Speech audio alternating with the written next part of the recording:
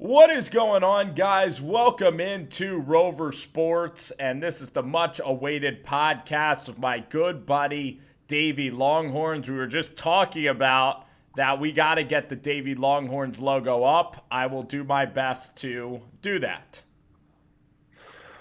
How are you guys doing today?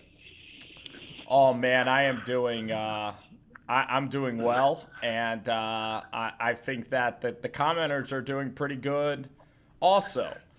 Should we recap last week with Daniel Jones? Should we go into that? Should we do NFL first, or do you want to do college first? I don't care. Whatever you want to go, whichever way you want to go, Spence. Let's start serious, so then we can break into fun the rest of the show. Can we get the serious out of the way? Let's get the serious out of the way. It's going to be really, really serious. Oh, boy, we're not going to like each other by the end of this topic. And we're not going into politics, but I'm curious to know your thoughts because I kind of know your background a little bit. And yesterday, I also go on this college football show. Not to brag, I do this college football show. And we were talking about the California law that is going to pretty much change college sports maybe forever. And I was talking to a guy, and the California law for California athletes is that now players can eventually start making money off of their likeness. Like they could sell T-shirts and stuff. And basically the only backlash I got from talking with somebody yesterday is that now people think that boosters will just pay for these players to show up at commercials in their car dealership. So how familiar are you with this new rule, and what do you think about this college rule now in college sports? Well, first of all, the law is interesting. It's going to allow these guys to be paid. Yes. You know, a lot of things seem on the surface. If you're in California, you're going to be able to get paid. If the NCAA holds a firm ground and the institutions like the UCLA, USC, Stanford, Cal, the big money institutions, stay by the NCAA rule, and the NCAA holds a firm ground on you won't be eligible. Your players will become ineligible. You're not going to be eligible for postseason play. And these schools don't go to the outside source. These guys will still never get paid. Never, ever will they see a dime, because what's going to happen, schools like Cal, UCLA, USC, those schools I mentioned, first week of orientation, they're going to make the players sign something, maybe even before the scholarship. This law is not applied to you. You give it all up. And so that's where it's right now. I think it's a fiction. It's a made-up story by California law, because unless it becomes a federal law, or these schools just start outsourcing to a different organization like an NAIA or create their own type of NCAA, it's all for nothing at this point. Literally nothing. So you mean that the California law it's not going to even be implemented where athletes will be able to do this? If the NCAA still has this firm ground of which they have made it very clear, the second your players get paid, they will become ineligible. You will become ineligible for postseason play. You will not be able to represent the NCAA anymore. Unless these schools either go to an outside organization like an NAIA, which I can't see happening, or they form their own things, the NCAA is the one who's going to have to change and make it okay. Because there's no way that this rule can pretty much go into effect because the NCAA has all of the power to still do whatever it would like. Yes, because the NCAA is a private organization at the end of the day. That all these schools that you see are members of its organization. Now the schools, what's going to be interesting over time here, do the schools form their own thing? And there's a lot of public schools out there. Yes. Yeah, but don't get that confused with the fact that the NCAA is a private organization. The public schools are a member of this private organization. So don't get that, those two things confused. Right. Each school is part of the NCAA. Yeah, even Notre Dame. Everybody's under that bubble. Yeah, so if you're under that bubble and you want to be under that bubble, you know, it's you're going to still have to play by their rules. The NCAA bylaws are not unconstitutional because it is a private organization. Now, do I think it's a little outdated? Yes, but once again, they're going to do what they do, and that's what I think people kind of forget here is that the schools want to be under that bubble because the schools make a ton of money under that bubble. So it's a catch-22. I don't think that these kids under this current law will ever see a penny because the NCAA is going to put their foot down, and the schools are basically going to have to tell these kids going into it, you still can't accept anything. Now, maybe like the NAIA schools in junior colleges, those kids could get paid, but at this point, the way I see it is it's more all for show because it's if I were the NAIA, I would actually be trying to get I'd be trying to pay these kids because nobody's watching that product anyway. I think that would be a smart move by them. I agree. I 100% agree. I like the law because I think you see the numbers, how much money these kids make, and I know Tim Tebow went on a rant and a rave the other day, and I disagree with his argument because off of his own likeness, Tim Tebow would be worth another $30, $40 million right now if he were able to get paid based on percentages of his own likeness.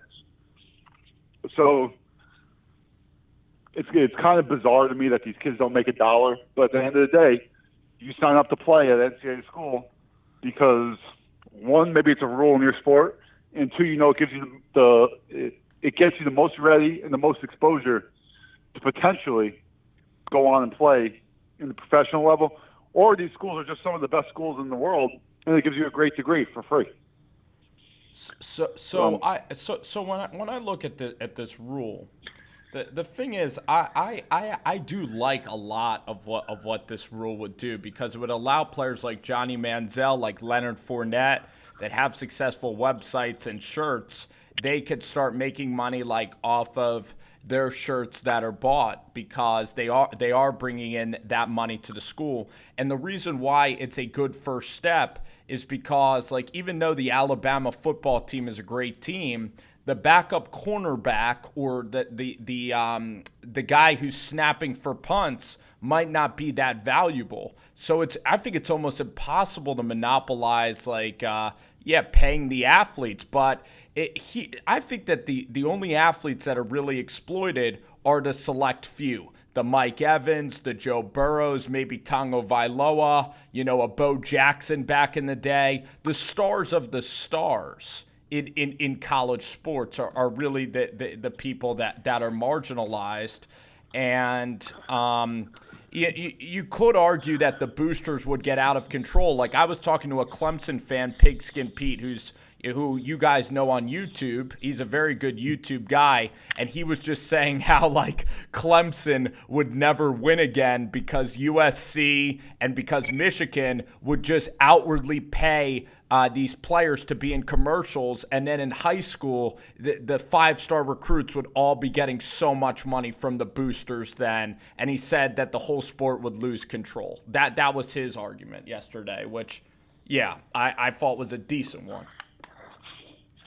Yeah, I mean, to that point, I actually 100% agree that it would get out of control, but not to sound contrarian, the boosters are already out of control. It's just that they're very good at not getting caught. That's another story for another day, but I think these kids are all getting paid something.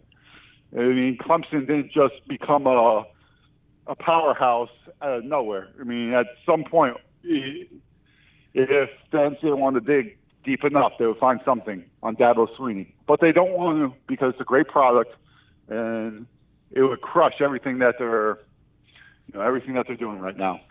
Right. But it just,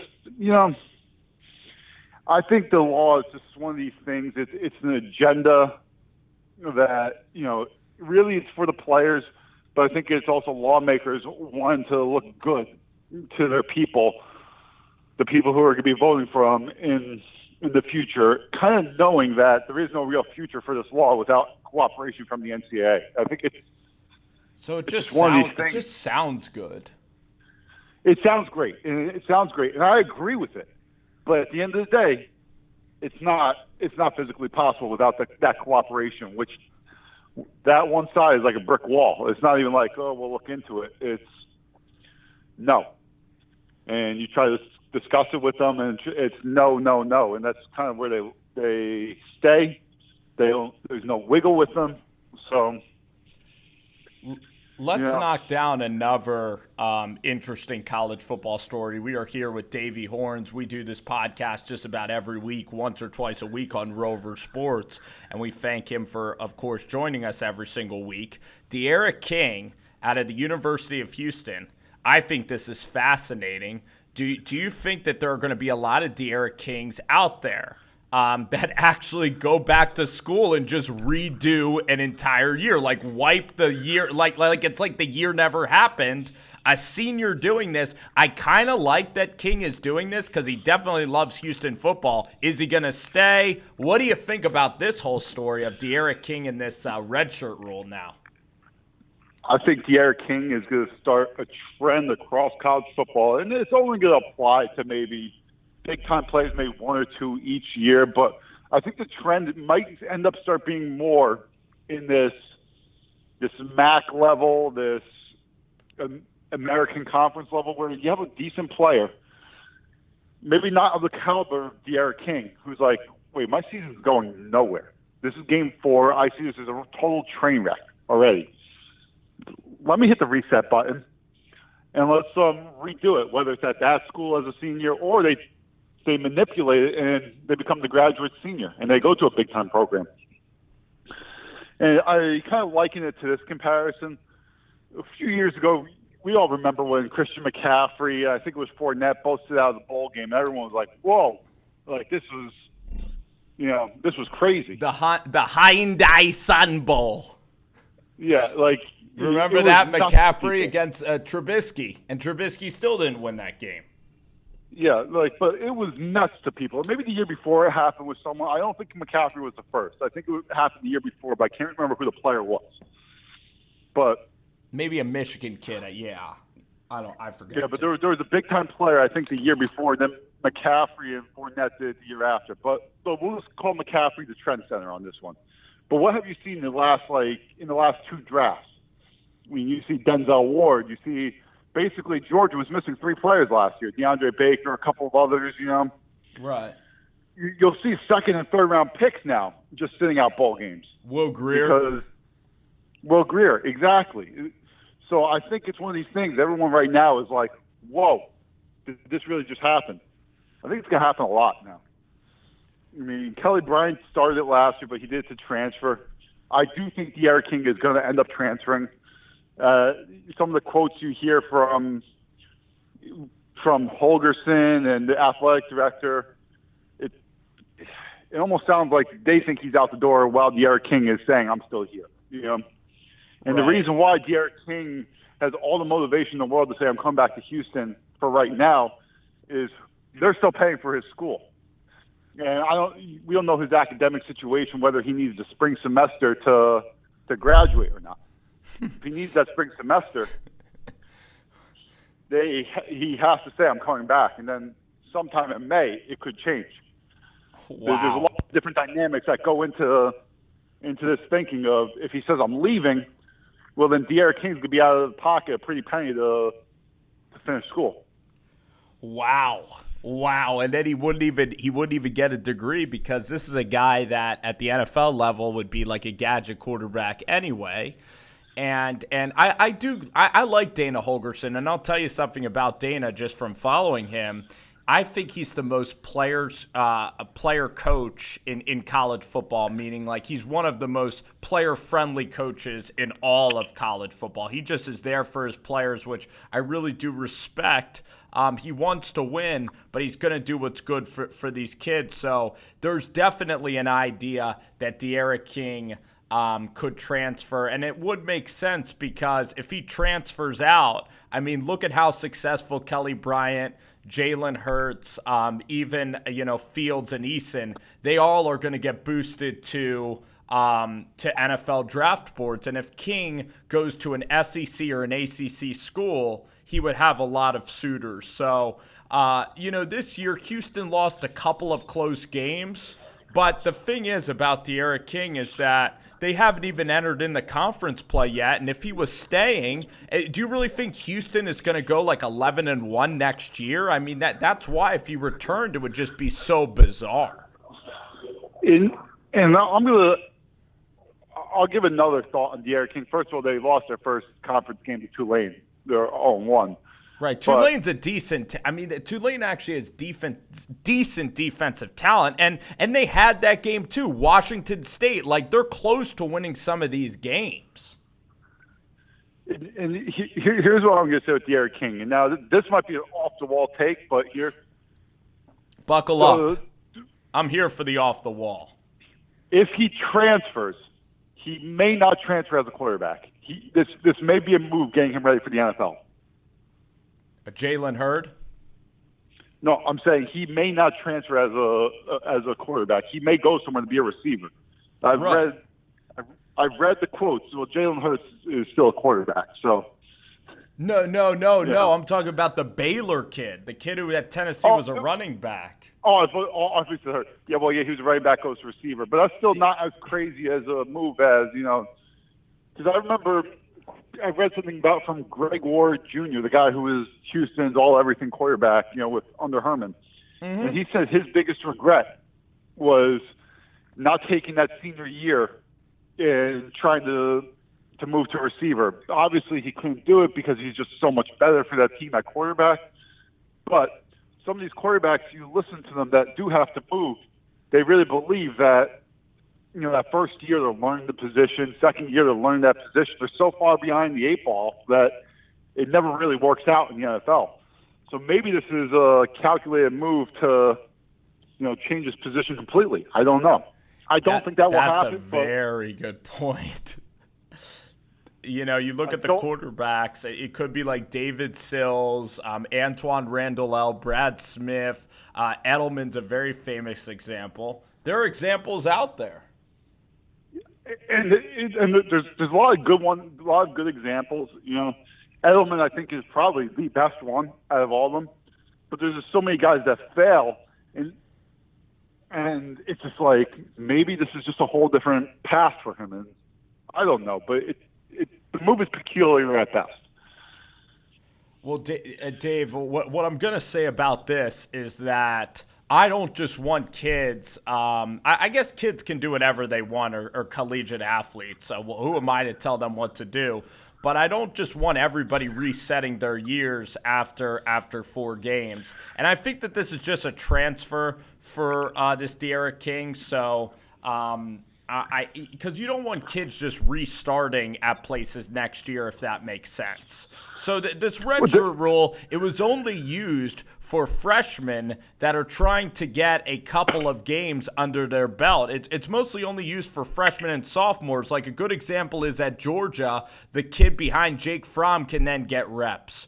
Or wherever, or even Miles Brennan, a backup quarterback getting reps. That's pretty much what the 4 games are used for, to see, can this kid be successful next year in a starting role? That's what the 4 games are used for. So an idea that I kind of have is maybe you can just say this is just for freshmen and sophomores. Maybe you could cut down the games to 2 games. Because guess what? De'Ara King, if they're 0-2 or they're 1-1, I don't think that he would scrap it. Does that make sense? And for De'Ara King, he should have had, if he's going to transfer positions, he should have had the foresight to look ahead, and he shouldn't have even put his team through this whole mess of these 4 games. Does that make sense?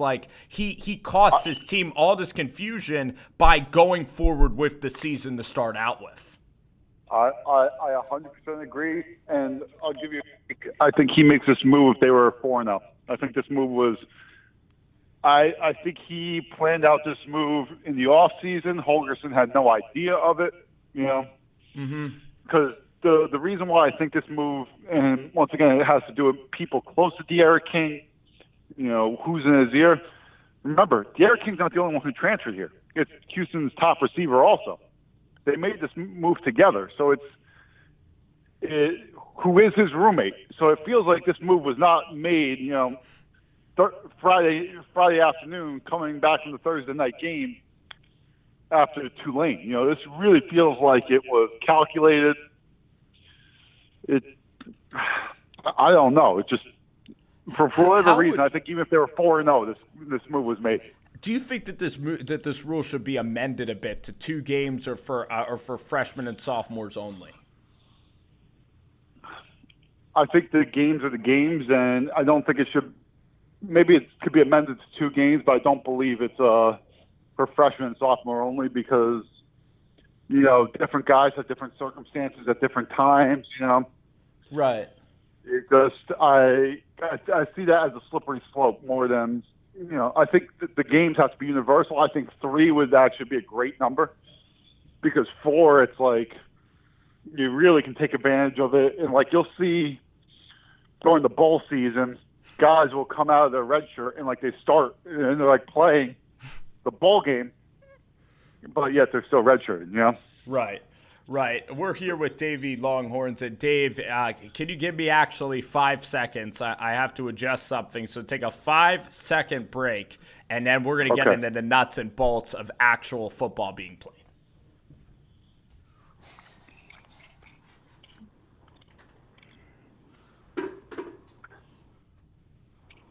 All right, we're back. We survived. Do you survive? I'm still alive. Barely, but I'm still alive. I know you hate Notre Dame. I guess I'm not going to say my opinion first. I'm just going to ask this question. Were you impressed with Notre Dame Saturday? I was surprised with Notre Dame, not impressed. I was surprised at how well the defense played all game. The reason I will not say I was impressed, because that offense will still look like the offense looked as if everything I thought it would be last week. It's archaic. The line gets pushed back all the time. They have no running game. Ian Book, whenever there's pressure, he gets flushed out very quickly. And he just throws that jump ball to that big receiver they have. I don't remember his name, but it's pretty damn good. That number 83, he's really good. He'll be playing on Sundays at some point. It's just the offense doesn't look the part in any way, shape, or form. I thought the defense was immense. I thought the defense was great all night. I thought, the linebackers made plays. The D-line got pushed. And maybe my biggest takeaway is Georgia may be in a little bit of trouble if this is the offense that they really have. So I still thought they could have done more all game. It just didn't seem to happen. The offensive line lacked push against the D-line until towards the end of the game when Notre Dame's defense just couldn't get off the field. It's really kind of scary for Georgia. Maybe Georgia's not quite as good as we thought they were. Notre Dame's maybe a little bit better than I thought they were, but impressed, no. Well, David, I there's nothing that excites me more kind of like when the public is all over something and I think the complete opposite.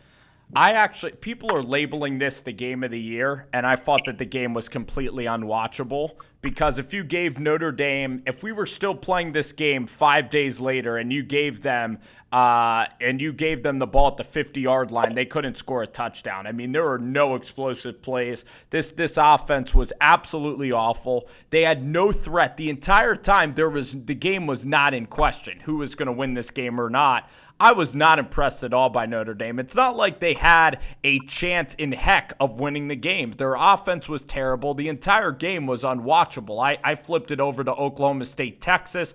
I thought the game was actually a putrid game to watch. And Georgia's offensive offensive philosophy of throwing these 2-yard hitch routes, and they're putting these kid gloves around Jake Fromm for I don't know what reason. But Jake Fromm now, I mean, it's funny how people thought he'd be a first-round NFL guy. He doesn't even take shots down the field. He can't even throw a 15-yard pass. I mean, this Georgia team against Alabama, I will admit, David, that they had that kid Nada. Jake Fromm has played very well in the big games, whether it was Oklahoma, whether it was Alabama, taking deep shots. So the offense absolutely has changed under Jim Chaney in years past.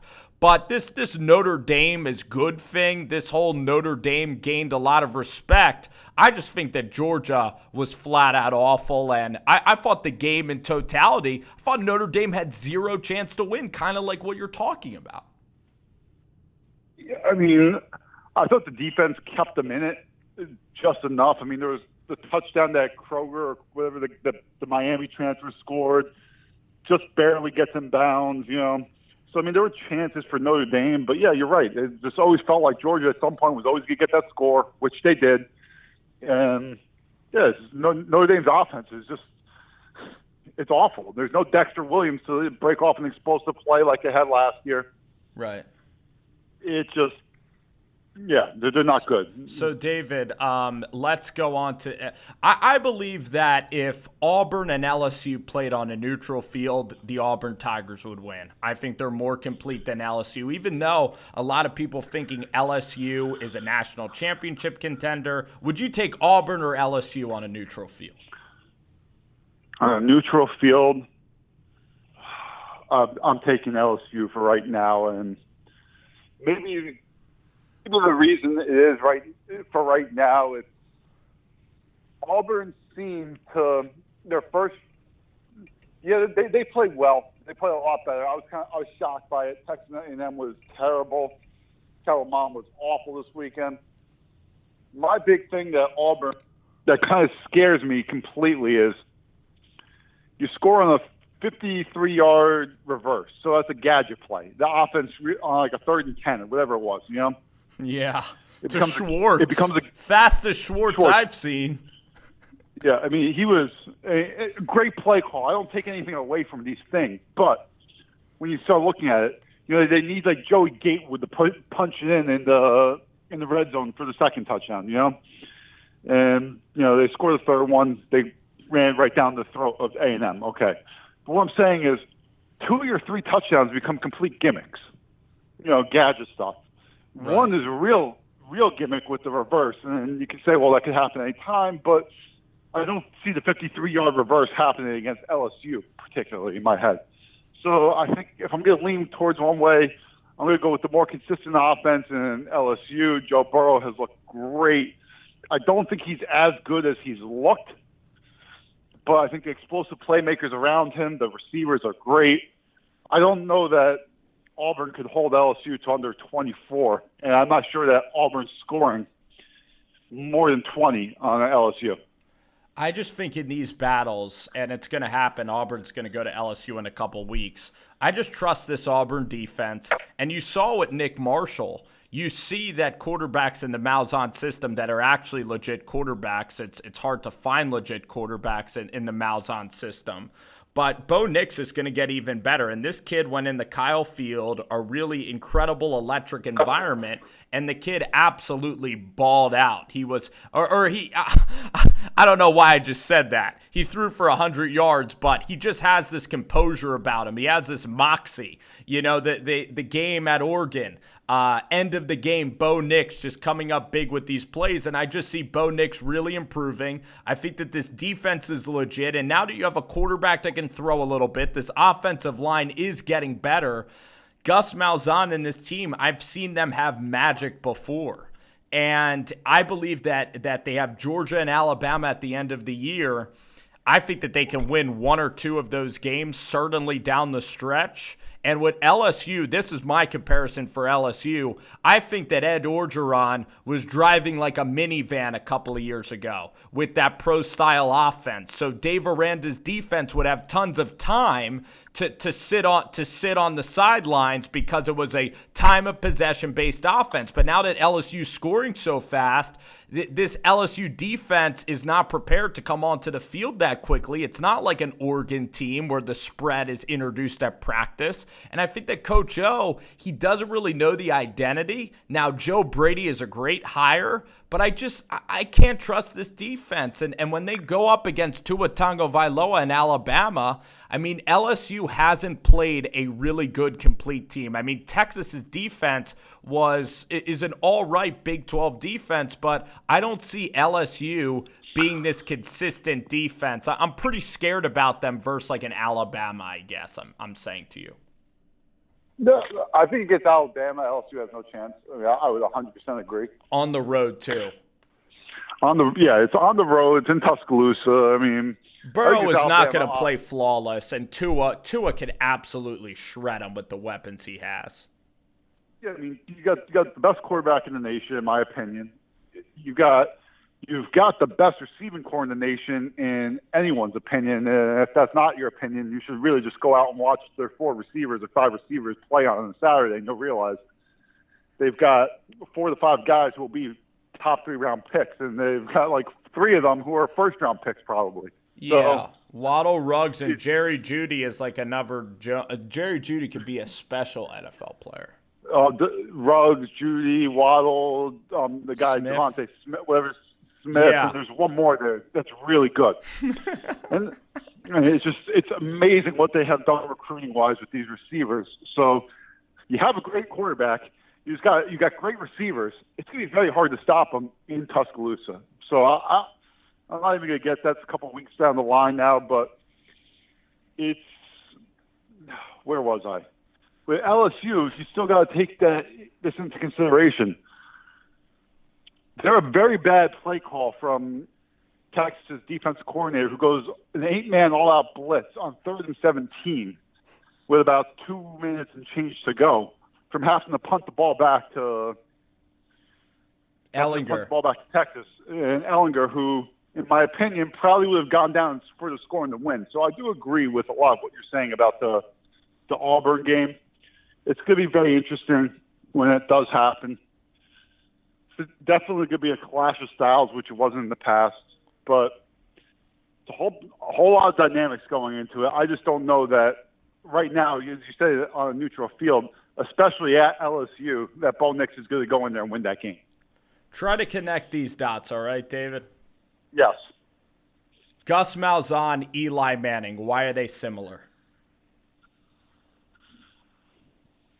They have great years every 5-6 years. That's exactly you hit the nail on the head. You would win the trivia contest because Gus Malzahn with Eli Manning, he would have games like he would have seasons. Most seasons were pretty uneventful. He would actually perform bad at the end of the season. He was on the verge of losing his job a couple of times, and then he strikes lightning in a bottle. And that's how I view Gus Malzahn, lightning in a bottle kind of coach. Once every 4 years, he'll pop up. Like, he's not consistently going after Saban. If you remember the year that they had Jeremy Johnson, Shaun White, they had that kid from rural Alabama. I forget his name. But there's a lot of quarterbacks and offenses that just haven't worked at all. Well, here's the thing with Malzahn. We'll get off to another subject in a second here, is that, a lot of times it seems like after those good years, they're calling for his head right away. But what Malzahn does which is very underappreciated, Auburn is not Alabama as far as facilities or as far as school or as far as attraction. But what does he do? He does a decent job getting a good recruiting class in every few years, developing the talent. And then, as you said, like that 3rd, 4th year out of nowhere, he's ready to go, And where you see last year, he's playing younger guys on the defense, all these good things. And now he reaps the benefits from all that over the last 2 years today. That's what he does a great job of just developing this talent over time. he's not a marathon. I mean, he's not a sprinter where every year he's got to come out of the blocks and he's great. But that's why Auburn will never get rid of him, because they know that eventually it's good players in. They're pretty good national championship type team every few years. Let's get to the question that everybody wants to know. And that is, were you ever a guy who believed that Jim Harbaugh could win a national championship at Michigan? And then the second question is even more important. If you were Jim Harbaugh, would you go back to Michigan, or would you try to go to the NFL after this year? One, I think Michigan is maybe the most overrated job in all of America. I don't think he ever had a chance of winning a national championship there. I think Michigan's overhyped. I think people will give them rankings based on that maize and blue. And that blue and that yellow, the tradition, the big house, but a lot of things that don't have to do with football. I think that's kind of what Tom Brady, maybe even Drew Henson, but yeah, Braylon Edwards. Yeah. The thing that they'll argue is, he got paid $7 million. Yeah, well, here's the thing: just because you pay a coach doesn't make him a national championship guy. And I don't even think this is really a reflection on Harbaugh. I think it's a reflection on the job itself. The guy goes out there, he recruits the same guys, but guess what? He can't get them because their facilities are not the same as Ohio State. They're not the same as Alabama. They're not the same as Clemson. I read they're similar to USC. So where would you rather go, USC or Michigan? Even though Michigan's better than USC. I mean, you'd rather be in LA, sunny LA. You're exactly. in Michigan. You're in Ann Arbor, Michigan. It's miserable up there. Absolutely miserable. I'm sure it's horrible. It's a great college. Yeah, it's a great college town. Yeah, great. It's cold as dirt. I mean, there's nothing around it. Yeah, like tell me that in the winter when they're freezing. That's what they're really lacking. Same things that we'll struggle with Wisconsin. I would compare Michigan a lot more to Wisconsin than I would to Ohio State as far as job type. Right. Maybe they pay more, but that's kind of the job type that it's kind of your success cap. It's kind of like that Wisconsin mold where you got to have a great year. It's just not going to happen for them. Well, here's the thing, and kind of going off of your point, like if I were to tell you today, Paul Chryst, you would say, he's amazing. This Wisconsin team's unbelievable. Paul Chryst is a beast. He's doing an outstanding job at Wisconsin. He's fantastic. His approval rating would be 100%. If I were to tell you Jim Harbaugh, it would be down to about 10%. And a lot of that has to do with Jim Harbaugh, the sleepovers. The Michigan fans are annoying. They're in your face all the time. They expect to be fantastic and great. And the point is that at Ohio State, somehow the recruiting is a lot better there. And I think it is better because you actually have Western Pennsylvania where there's really good players. In Michigan, you have Detroit and Chicago. That is about it. And you don't even have the tradition like the Nebraska job. I think even the Nebraska job has better facilities. So I think Paul Chryst and Jim Harbaugh are pretty damn similar. And you know why Jim Harbaugh is sucking this year? Because like Gus Malzahn, going back to Malzahn, Jim Harbaugh gave up his play calling and he gave up his whole identity to this Josh Gaddis. So he really had a shot in confidence when he gave up his play calling and his pro-style offense, and now his heart is obviously not in it. And the other thing, the Malzahn point is great, but I think it's a different point here, okay, with Harbaugh. Look at what they've lost to the NFL over the last 2 to 3 years, a ton. And they just have not replaced it over the last, especially this year. Defensively, especially. That's what I'm saying. More defensively, they have just lost a ton in the last 2 years. Yeah. Bush Winovich. Yeah. Rashawn Gary. It's hard. It's very, very hard, and people take this for granted because they see Nick Saban do it every year. I'll just throw out anyone and they're good. Kind of similar thing that's happening at Ohio State. They throw out anyone and they're good. But the reason that these teams have the number 1 and 2 recruiting classes or top 3 recruiting classes of them in Clemson every year, well, that's what happens. You can replace these guys. Michigan is not that job, and they have lost a ton to the NFL on the defensive side, and you are seeing it today.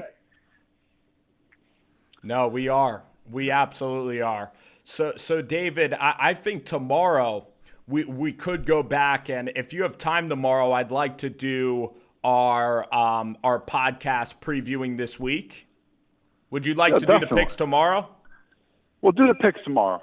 The picks tomorrow. So let's talk about the NFL storylines here. We got about 15 more minutes left. It's been a great podcast so far. I've enjoyed it thoroughly. Daniel Jones was incredible. Daniel Jones going out against the Tampa Bay Buccaneers. Are you frustrated to see people in the media change their mind on Daniel Jones after one game? Or how frustrated are you with everybody that was flipping out and now they're all over Daniel Jones? What do you think about all that? I mean, it just proves that they were wrong. It doesn't frustrate me that they flipped, because if you don't flip at this point, it's kind of like, what'd you watch on Sunday? It's going to be very hard to keep that same opinion that the guy's going to completely be the worst quarterback ever in draft history to be picked in the top 6. Basically what everyone was saying. Right. It's an impossible take to hold on to after Sunday. And if you do, well, good luck to you. Really, good luck. But at the end of the day, we'll get to Daniel Jones, the player. You can get into all the other media stuff. I'll get into the player. Kind of like I said on the podcast last week, I expected this out of Daniel Jones.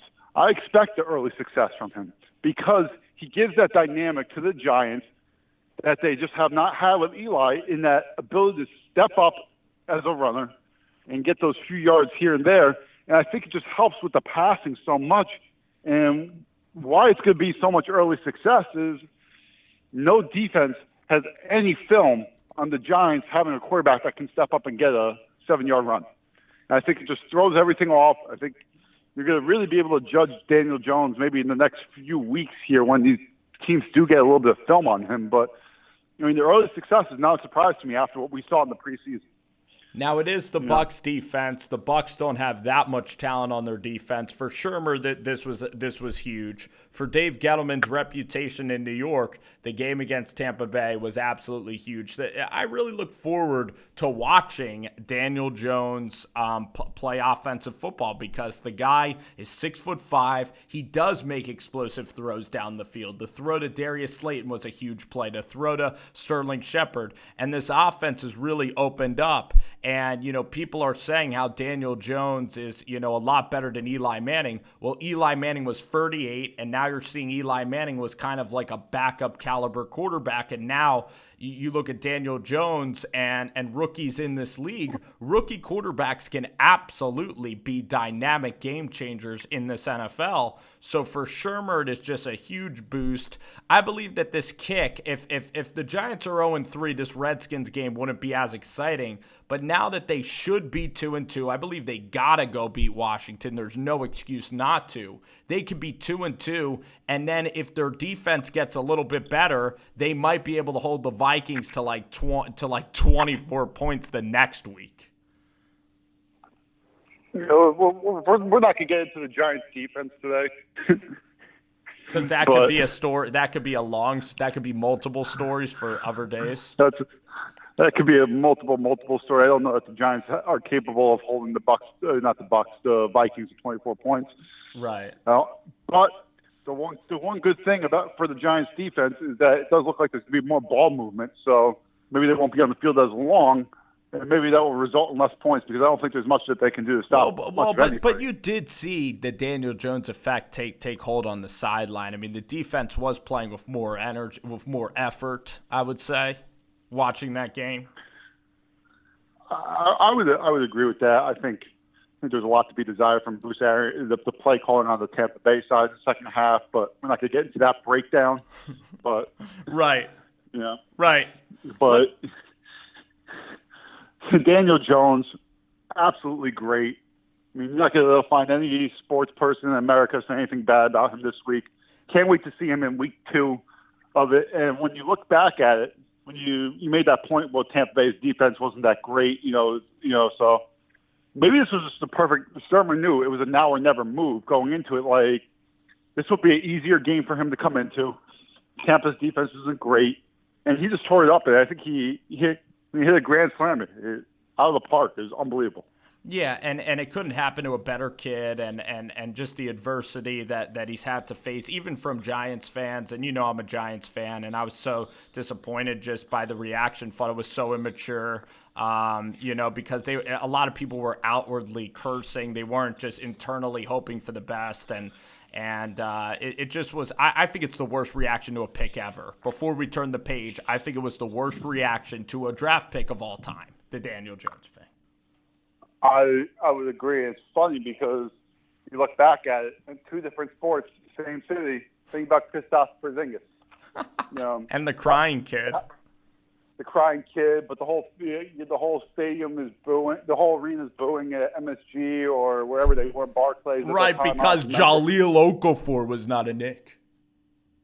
No, they were crying because everyone wanted Justice Winslow. So, right. So maybe we have to, as a fan base, realize that just let it play out on the field, because these guys see something, and if they bust, guess what? GMs are going to get fired over anyway in the long term. So.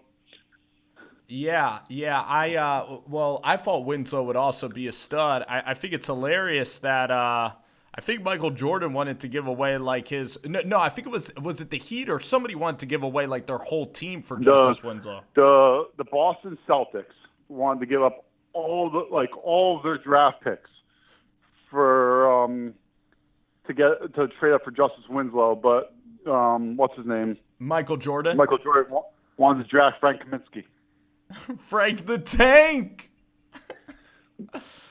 Frank the Tank Kaminsky. What a legend he was. That's the story, but yeah. That is the story of MJ. And so another thing I want to hit on as we kind of go over these NFL storylines, we'll kind of go over it rapid fire. I'm officially really worried about Kyler Murray. Like, I don't see this thing ending well anymore. I watch him play. I actually have data now. He leaves the pocket way too early. Cliff Kingsbury, his defense, every bad thing you could say about Cliff at Texas Tech has pretty much added up in the NFL. And there are examples like Sean McVay and Matt LaFleur of guys that completely ignore defense, but those guys have the organization to kind of put good DCs on the field. This Cliff Kingsbury thing in Arizona, this is not looking good at all. My thing is, let's get more into Cliff Kingsbury than Kyler Murray, because I'll give you the opinion on Kyler Murray. You have taken what was a bad college coach, and I don't care what anyone says, a bad college coach, less than 500, and why does he get a job in the NFL? Because two of his quarterbacks were one of his quarterbacks is great in the NFL as MVP, and then he ran Baker Mayfield out of town, but somehow he gets the credit for Baker Mayfield too, And this is a very pro Davis Webb podcast. Yeah, so he runs Davis Webb out of town too, but we'll get into that later. But he gets a lot of credit. It's like the Cardinals said to themselves, someone came up with this idea that, wait, we don't have McVay. All McVay's assistants are going somewhere else. But you know what? We've identified that great offensive mind. It's Cliff Kingsbury. This is the guy. It just made no sense ever. Guy less than average as a college coach, and he's never proven anything to have any organization, as you said, on the defensive side of the ball. Obviously, he's not a defensive guy, but he doesn't bring the right people in. And the offense, I don't think it's the right offense for Kyler Murray. Basically, the air raid. I still think you need him more in that read option, 1 to 2 reads. Something that's going to utilize him a lot more like Lamar Jackson than he's a drop back passer every play. Well, I think they need a running game under center, actually. I think Kyler would be okay in a more of a pro style offense, or something similar to what you're seeing in Baltimore. I don't see that this is really utilizing a guy who's undersized, who's expected to throw the ball 40 to 50 times a game. that's where at the time I kind of was confused about trading Josh Rosen. I actually thought Josh Rosen was a better fit for this offense than Kyler Murray is at the NFL level. Yeah, because Rosen, has I think he does have great arm talent. Now, Josh Rosen, I don't know if he's ever going to get the opportunity to truly be an elite level player. But this whole aerial raid to the NFL, and a lot of people would argue that Mike Leach would do well in the NFL, and I love Mike Leach. I got to say that I like Mike Leach, and he's so funny, and I would have loved to take his class at Washington State on Pirates and his whole aerial raid offense. But I think he in the NFL would not be good either, because there's no physicality really in the run game of the aerial raid. At least Lincoln Riley has some physicality to his run game, to the air raid offense. Yeah, you got to think about Lincoln Riley, which is a little bit different. Is really Leach is the only one who runs that true air raid, which they'll let you know every Sunday. I mean, that's every Saturday when you watch them on Wazoo. It's a pass every play. Everyone now has their own little wrinkles and things like that.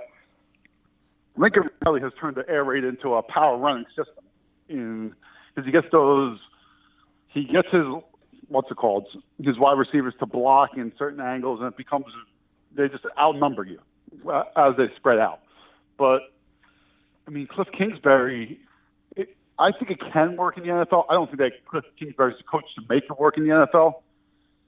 But to have a guy who's a scrambler first and a guy who refuses to take a hit the way that Kyler Murray does, he's not the guy to make the air raid work. You'd be better off with Eli Manning in that pocket than Kyler Murray today. Someone who can just get the ball and throw it. Yeah, and I am a Kyler Murray fan. Dave, I think that tomorrow we're going to go ahead and talk a lot of in-depth NFL, because as we analyze these picks, we can also talk about where these franchises are at. And I enjoyed talking some big picture things today on the podcast. And tomorrow will be our annual NFL picks. And you know what? I'm going to dig up all of our picks from last week and get a record. Do you think you did well last week with the picks? I think I did better in the NFL than I did in college. I think I did okay. I probably was somewhere around 500 last week. I think that you might have been better, and you nailed the Florida pick. I couldn't have been more wrong on that one, so I know you got that over myself. I think you took SMU, the Stangs of SMU. I did take SMU. I did take Washington, but then when the night came, I think I struggled with the Notre Dame, and then Texas didn't cover. I think they did. So, Texas covered, I believe. Didn't they win by 13? No, Texas won by 5. Oh, brutal. They were winning that game big. I mean, I have to admit, Oklahoma State didn't look very good. Texas looked pretty damn dominant. They muffed the punt. They muffed the punt late in the game. They muffed 2 punts that led the score as Texas. Yeah. Over the game. Yeah, we could talk about Spencer Sanders on tomorrow's show. Again, we will be back for the picks. So, David, thanks so much, man. Had a blast. All right, have a good one.